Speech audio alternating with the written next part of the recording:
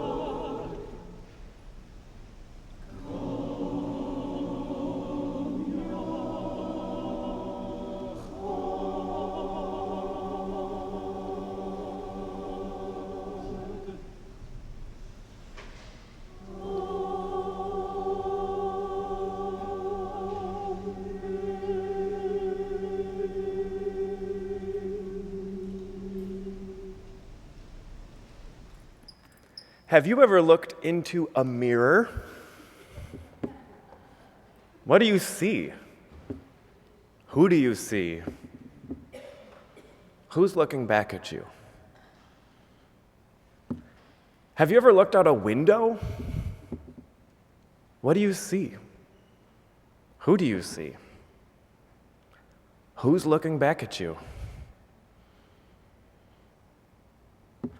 We begin what I'm calling, and it may not be totally accurate, but the 151st season of learning upstairs this morning with a new theme called Windows and Mirrors. There's a literacy philosophy that books and literature, but also other forms of media, act as windows and mirrors. Some books you look at, and you see cultures and people and stories unlike anything you've come to know. In some books or movies or narratives you look at show you exactly who you are in ways maybe you couldn't have even described yourself. From a social justice standpoint, windows and mirrors are paramount for people who are not a part of the dominant or privileged culture. It allows them to see themselves as written and told and experienced by people like themselves. And there's a movement even in the literacy world to make sure that these stories are being told by the voices who experience them firsthand. And in the character school, we're taking that, and it's going to couch week after week after week of learning as we hear stories and narratives, and we're exposed to different types of media, and we question, is this a mirror? Do I see myself in this story, in this sacred text, in this piece of artwork, in this music, in this shared worship experience? Or do I see something completely unlike anything I've come to know from my own world? We're surrounded by beautiful windows in this space. And so it's going to be a theme all year long that you find touching on our space and our community and on our learning together in worship and, of course, upstairs in the character school. And I hope you'll join us on this endeavor as we look at everything we encounter in our life and ask, is this a mirror or a window? Thank you. And now, let's gather our spirits in song as we sing together hymn number 42, Morning So Fair to See.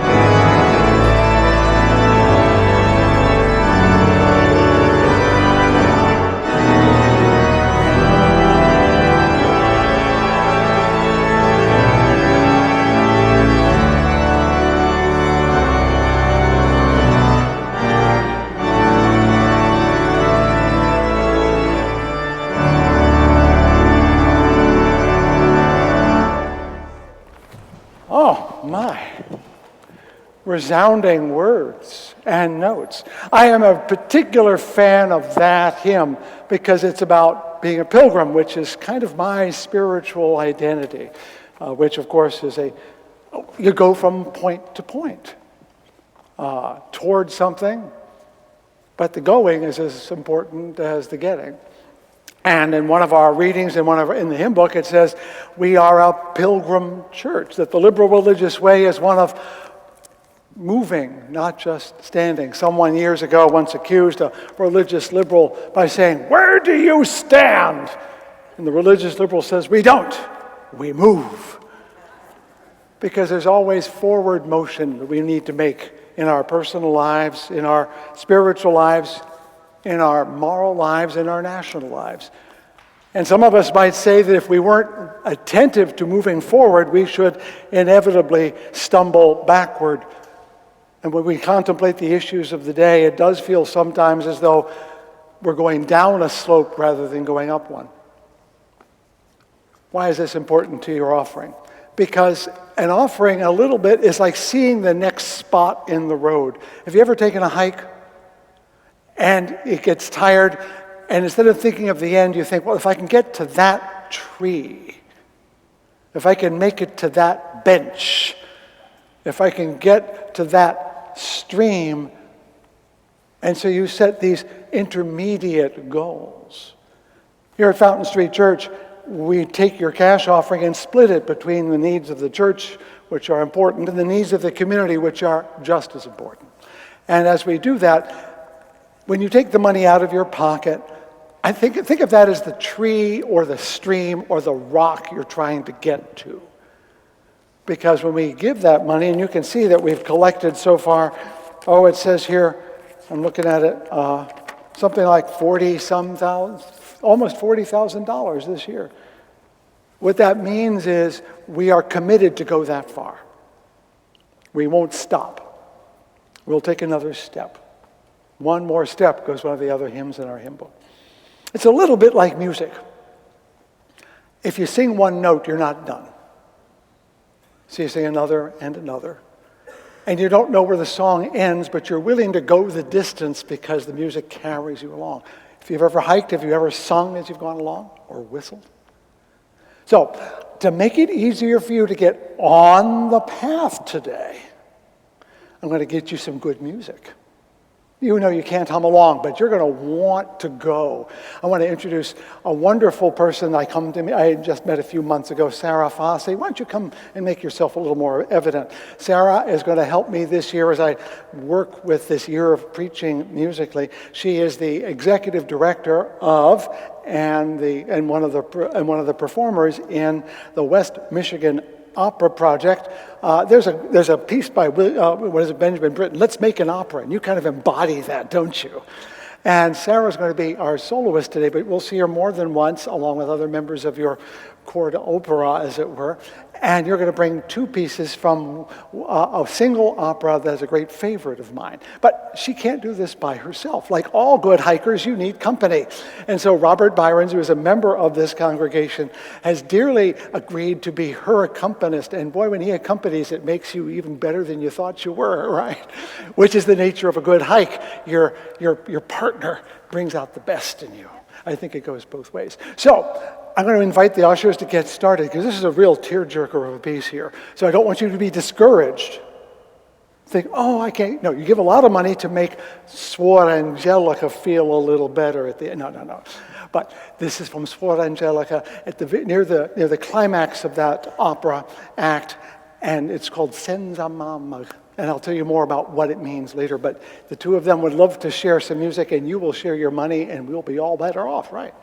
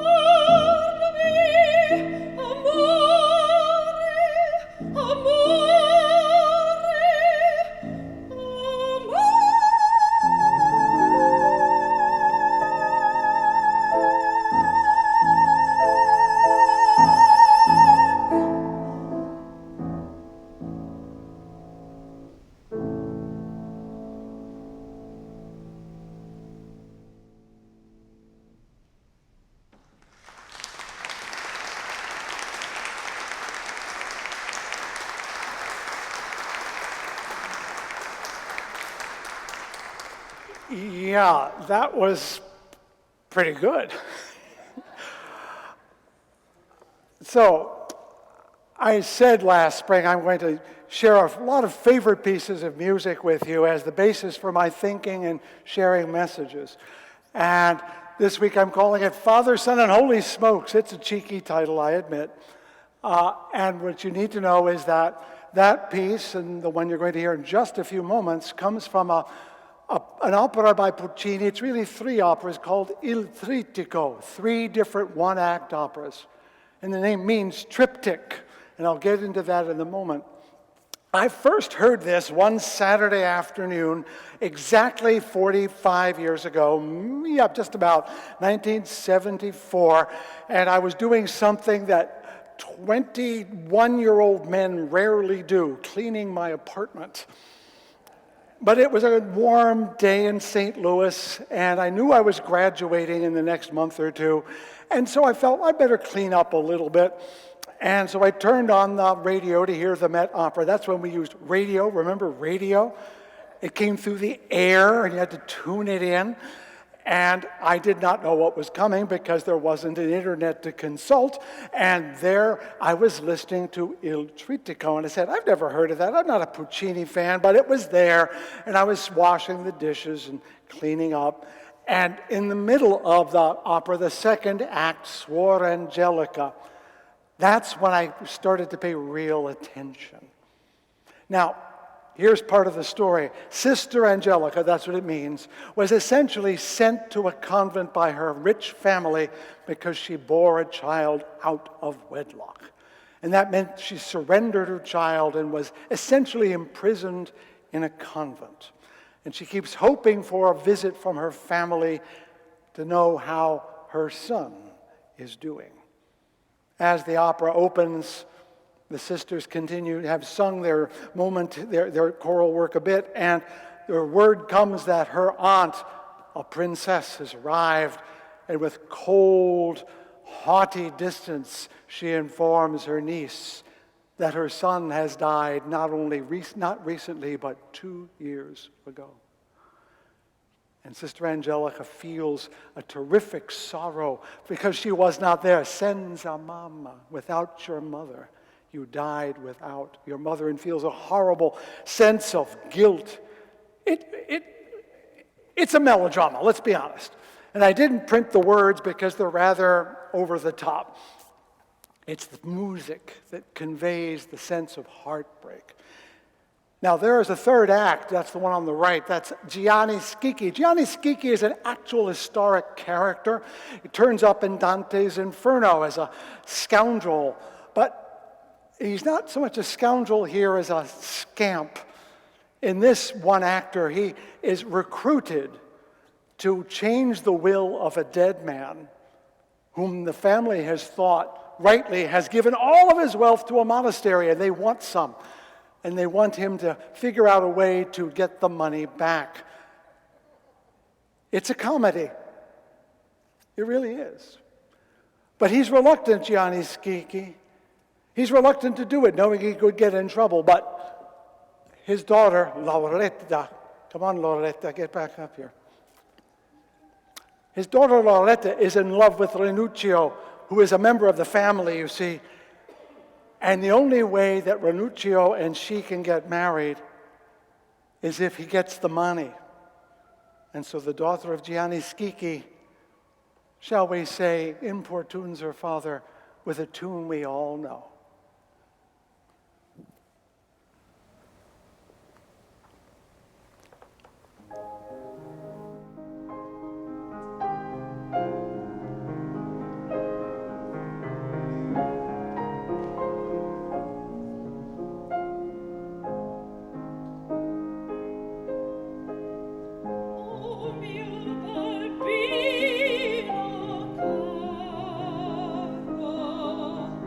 Mio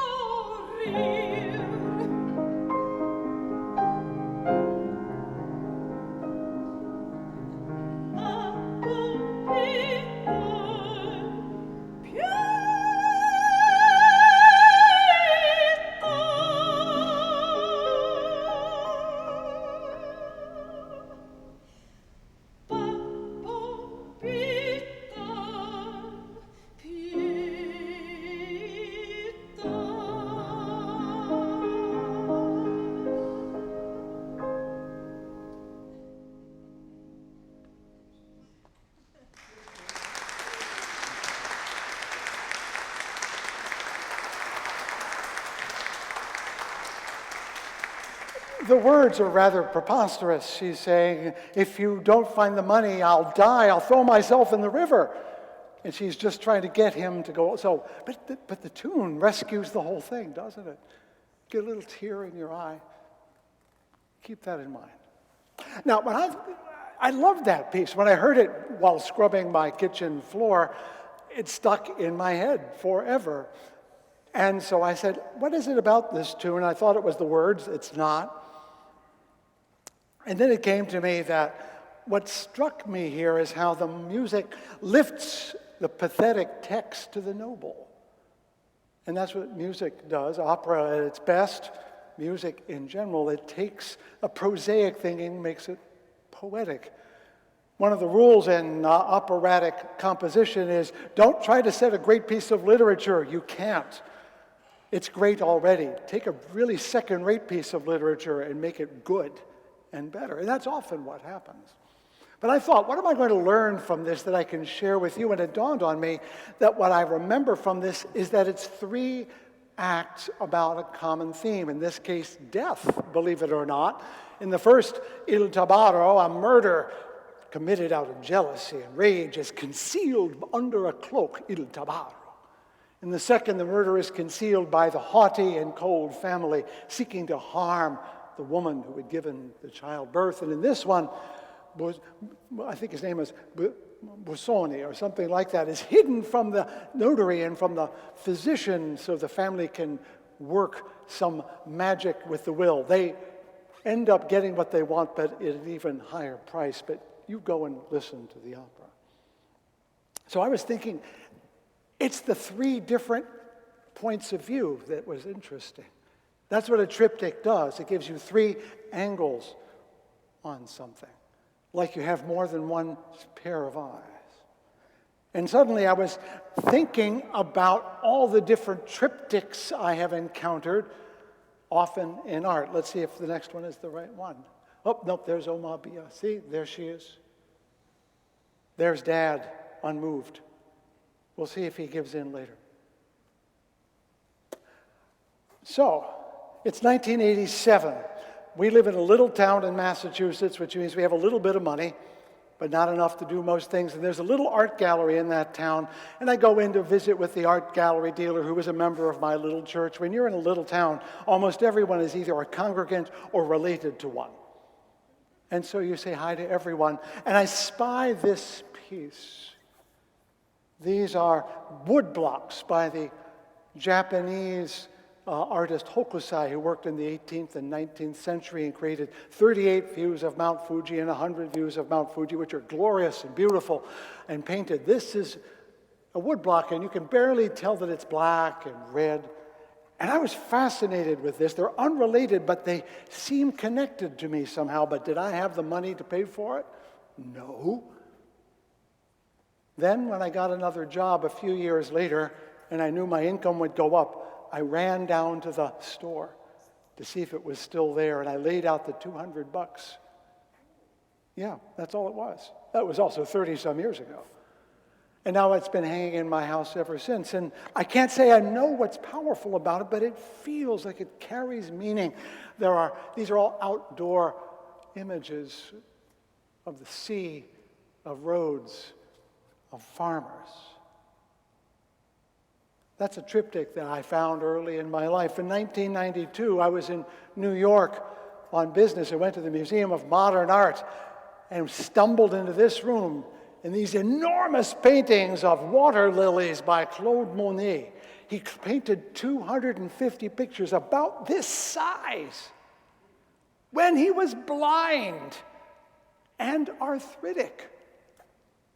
And it's really one picture, but it's 3 at the same time. And that's the power of a triptych, is that you see the same thing in 3 pieces, 3 ways, and yet it's the same thing. And I stood there rapt for minutes, trying to take in the immensity of this, because you know those are not life-size lilies. They're enormous. Another one that came along, I'm in Vienna, and a picture by Hieronymus Bosch that's usually in the Prado is here. This is called the Garden of Earthly Delights. You can bear it. It's about that size, actually. That's life-size, what you're looking at now. And you can see a lot of naked people playing in the middle, having a good time. But it's kind of creepy, too. And over on the left, there's Adam and Eve looking kind of silly. And I guess that's God between them, I'm not sure. But then there's this right-hand panel, and it's gruesome. That's hell. And it turns out the Garden of Earthly Delights is not a pleasure palace at all. It's what happens to people who, when they go from being sinless on the left, they go to being sinful in the middle, and they go to being damned on the right. Now, I don't like the message, but I do think it's a powerful statement. This was painted in the medieval period, and if you get up close to it, and if you ever get a chance, go look at it, there's a certain unearthly quality to the whole thing. The author is clearly living in a world that we would judge, well, if he were alive today, he would not only have a therapist, he would have a prescription. He is clearly someone who lives in a world bigger than yours and mine. And here's one I have not seen in purpose, but I long to see. Not this one, but that's about life size. This is in the city of Colmar, which is actually in France, but in the Alsatian region that has gone back and forth. It's a standard triptych, I admit, and it's painted by a fellow named Matthias Grunewald at the very end of the medieval Renaissance period before. It's right at the time of the Reformation, exactly then. And he's painting this for a hospital that that takes in skin diseases. Do you know about medieval hospitals? They didn't have any medicine, really. There were places where you were, if you were sick, you would go and they would take you in and feed you and care for your pains, but they couldn't treat the disease at all. The thought then was that you comforted people, and by the way, the word hospital comes from the same word as hotel, a place of hospitality, and they would help the sick by encouraging them to behold the image of saints who experienced suffering so you'd know that they went through it too. You could say that's misery loves company, or you could say that we feel better, or at least not as bad, when we know we're not alone in our suffering. If we have no drugs or treatments, what else can we do but share in the pain? But this is more than that, because inside, when you unfold it, is this. Can you see way over on the left? There is the angel Gabriel bringing the news of the Annunciation, as they call it, to Mary. Look at her head. She's turning away. She doesn't even want to get the news. And if you look carefully at Gabriel, he's floating. He's not even on, she, who knows, is floating in the air. His robes blown about by an unseen wind. And then in the middle, it's the Nativity. And you can see Mary with the baby. And then there's this concert of angels over on the left playing music for her. And then over on the right, perhaps the most un-medieval, un-Renaissance resurrection picture anyone has ever painted. This is not Jesus getting out of the tomb. He's flying up, and notice that huge aura like a sun behind him. This is something out of a superhero comic book. From an artistic perspective, it's utterly unique. Now, why do I know about this? Let's go back to 1974. Because I was a music student, and I was told to listen to a piece called Matthias der Maler, a symphony created from an opera by Paul Hindemith. Matthias der Maler means Matthias the painter. It's about that guy and about the struggle of the artist in turbulent times, because he's painting this piece just as the Protestant Reformation is going through town, destroying icons, statues, and paintings in a wild riot of anger at the Catholic Church. So should Matthias be painting a painting that's doomed to be destroyed? Should he abandon his art to take up the political cause? He wrote this opera, Paul Hindemith did, in 1935. Germany wouldn't let it be performed. I wonder why. It had to be performed first in Switzerland and in England. I long to go there. I want to make a pilgrimage to that piece of art so that I can behold it with my own eyes. Because I've discovered that paintings never look like paintings, even in good-looking photographs. You got to see it in person. Triptychs, though, why are they coming back to me? Because in part, they have this quality of threeness. And I thought about it. We do a lot of things in threes. How many times do you eat per day, technically? 3 meals a day. I snack in between, but I do have breakfast. I have lunch and I have dinner. Most of you do too. 3 strikes and you're out in baseball. Not 4, not 2. 3 coins in the fountain. We all know that song. Have you ever thrown them all? Yeah. 3 on a match. Don't do that. We like threes. And of course, the Holy Trinity, which is at the center of the Christian community. It didn't exist among the first Christians. If you look through the New Testament, you can only find one really solid reference, and it's not as solid as people think. It emerged in the turbulent early years of the community when it was chaotic and not very well organized. And what's more, they were being beset by the Roman Empire, who thought of them suspiciously. So they realized eventually that they had to nail down the disagreements that were dividing them, otherwise they would go under. And so they called together a council. And now it's the year 2009, because I made a trip to Turkey, and I don't have a picture of that, I don't think. And I went to the town of Iznik. It's a Greek city, just an hour or 2 away from Istanbul. It's 99% Muslim, and I think the other 1% just didn't show up to be counted. But that city, Iznik, that's the Turkish corruption of the name Nicaea, where they wrote the creed that made the Trinity the required doctrine to be a good Christian. And I think it's ironic, I can go to Nicaea, which defined the Christian faith for the next 17 centuries, and there's not a single Christian in town. That's a humbling thought. But the Trinity was a big deal. That's the way they settled the problem. And I have a problem with the Trinity. That's my problem. You see, well, I grew up Unitarian, which is like not the least Trinitarian you can be. 1 as opposed to 3. But after a lot of years, I've discovered it doesn't bother me nearly as much as it used to. And here's why. Anyone here, roughly my age or older, remember something called transactional analysis? It had its heyday briefly, but it based itself on the observation that we all live in 3 different roles to other people. We are a child to our parents, we are a peer to our siblings and friends, and we are a parent to our children. And even if you don't have children, we understand all 3 roles. And chances are, you step into one of those roles with everyone you know. And sometimes the person who's a peer feels like a parent, and sometimes the person who's a child acts like a peer. And you better know which role you're playing, because when you do that, and you do it without knowing, you can really mess up your relationships. But the point here is that we're all at least 3 people. We're all a child of someone, a peer of someone, and in some ways a parent. 3 people, Father, Son, and Holy Spirit, parent, child, and peer. Simplicity and complexity is built into us as human beings. Now, as a diehard skeptic about ultimate things, whether God exists or not, any God that could exist must be at least as complicated as me. You see where I'm going?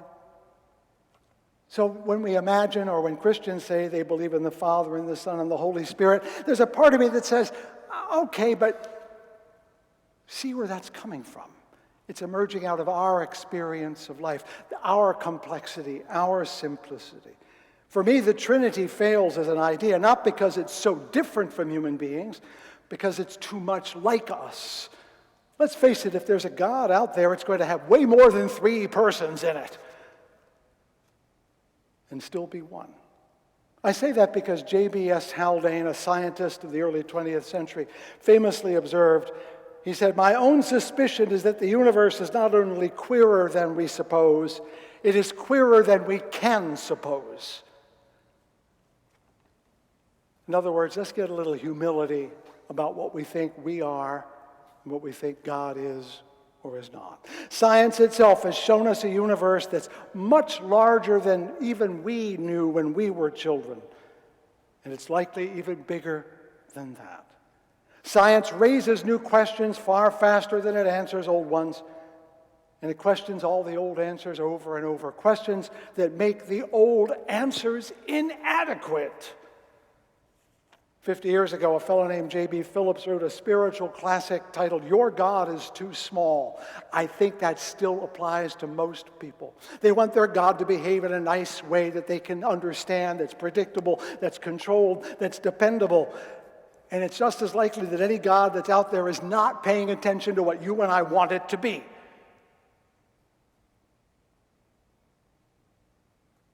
He goes on.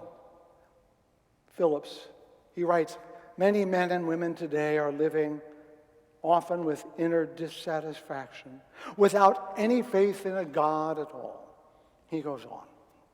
This is not because they're particularly wicked or selfish, or as the old-fashioned would say, godless, but because we have not found in our adult minds a God big enough to account for life, big enough to fit the new scientific age, big enough to command our highest aspirations and admirations and respect.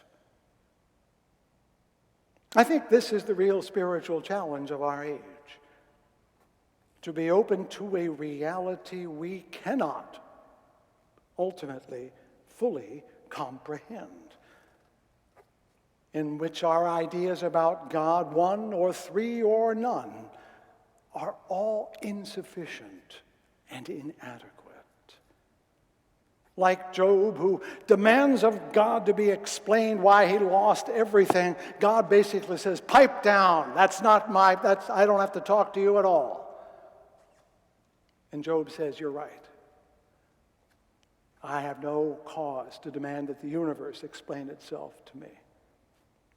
That is the spiritual challenge we individually and collectively as a species face, to yield up this arrogant thought that somehow we can know enough to define it all, to understand it all, to know for sure this is this and that is that. But you see, we don't have to know it all to live wisely. We need to remember that we can't and don't know it all to live wisely. It is the humility that is lacking that is causing the problems of the age. Not our ignorance, but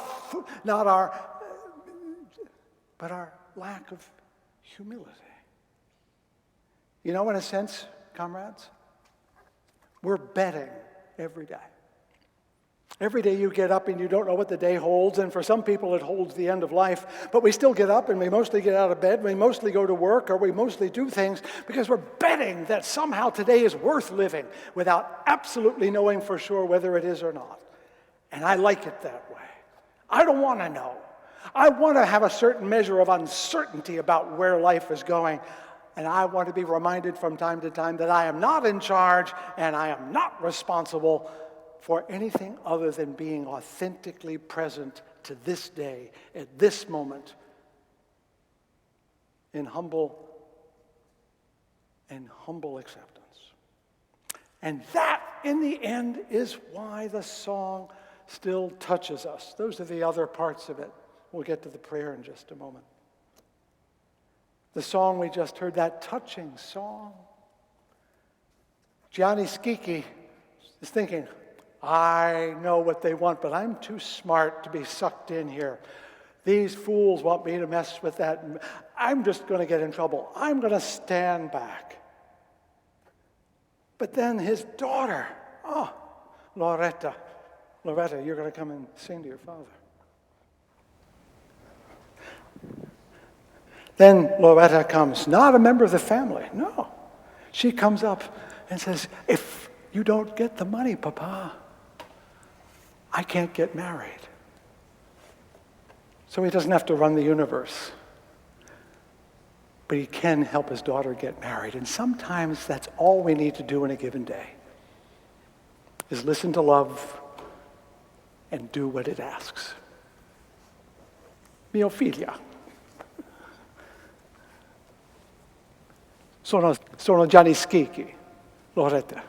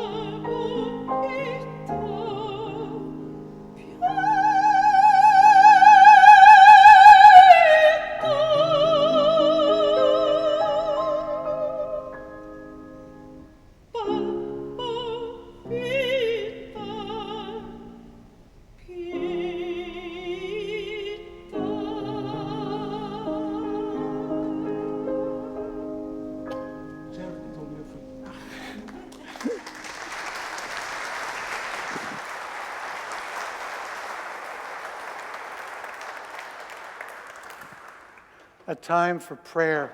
We make a word that means many things or nothing. Did you hear the last word? Pietà. Have pity. We don't like pity as an emotion because it sounds like we're pitiful, but every now and then we need some. I know I do. I was in the chapel earlier this morning, and I said, one of the unspoken truths of Fountain Street Church is this is a place where failure is not a sin. And I think that's true, and I think we can be better at it. But when you fail, that requires saying, oops, I screwed that up. And it requires people to say, well, I could have screwed it up too. Let's try again. And you take another step. That's the pilgrimage. Step, fall, stand, take another step. Someone said that failure isn't a problem as long as you fall forward in the direction you're going. So I'd like us to pray with that notion that we need to say, oops, a lot more. And we also have to be able to say, that's okay. The world has already got too many stumbles, brambles, and stones in the way. We need to carry each other and care for one another as the path leads on. And so let us gather our hearts in prayer for a moment with a few more words, some silence, some gratitude for those who have gone before, and music as a blessing, the perpetual blessing. Ancient of days, Holy One, nameless beyond our reckoning, 1, 2, 3, or 1,000,000, your presence is absent and also present in every breath and at the furthest reaches of reality. And yet, we need not hear your voice or feel your touch in order to live this life, for it is not in pleasing you that we are put upon this earth, but in making true the promises of love and justice.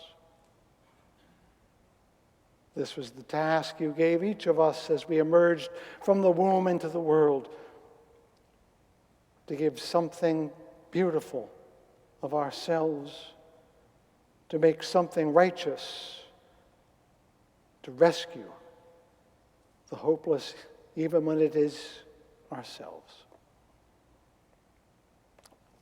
We know that we stumble often and trip over the world.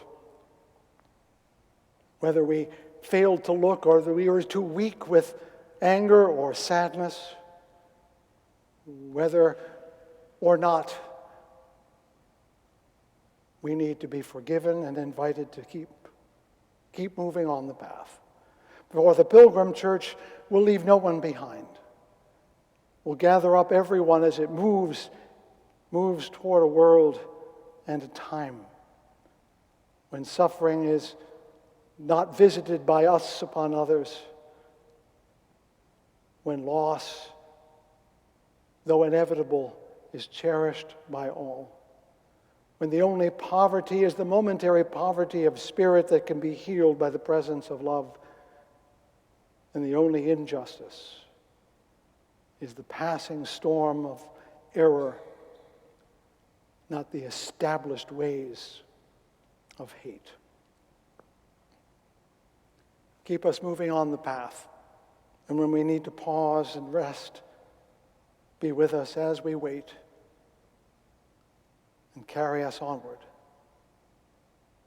as we move step by step toward a world we have dreamed our whole lives.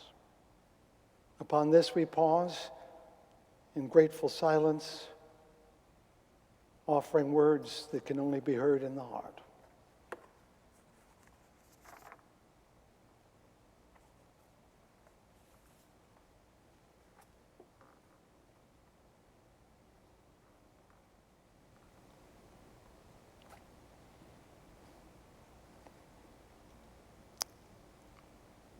And let us now invoke those names who have gone before us in life, grateful for them as they gave their lives to love and justice.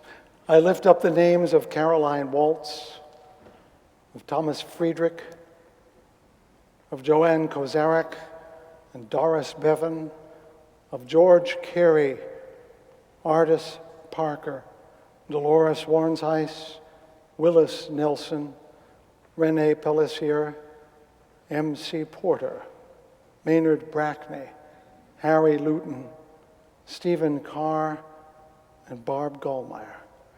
These whose lives came to their conclusion at this time in years past, who remain a blessing to us in memory and in faith. God, filled with mercy, dwelling in the heavens heights, bring proper rest beneath the wings of your presence to the souls of our beloved who have gone to their eternal place of rest. May you, who are the source of mercy, shelter them beneath your wings eternally. Bind their souls to you and to we the living, that they may rest in peace, that we may be at peace. And let us say, Amen.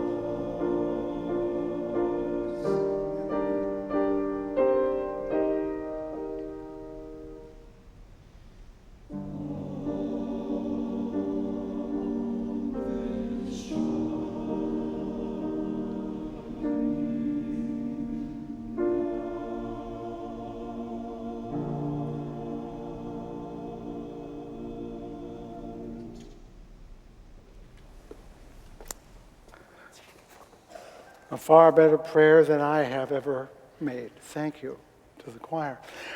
I wish you now to sing as we bring our hour of worship to a close. This is a hymn we've only sung once or twice, and I want to make sure that you know that we'll be singing only verses 1, 2, 3, and 6. Bring many names, which is what we're about today.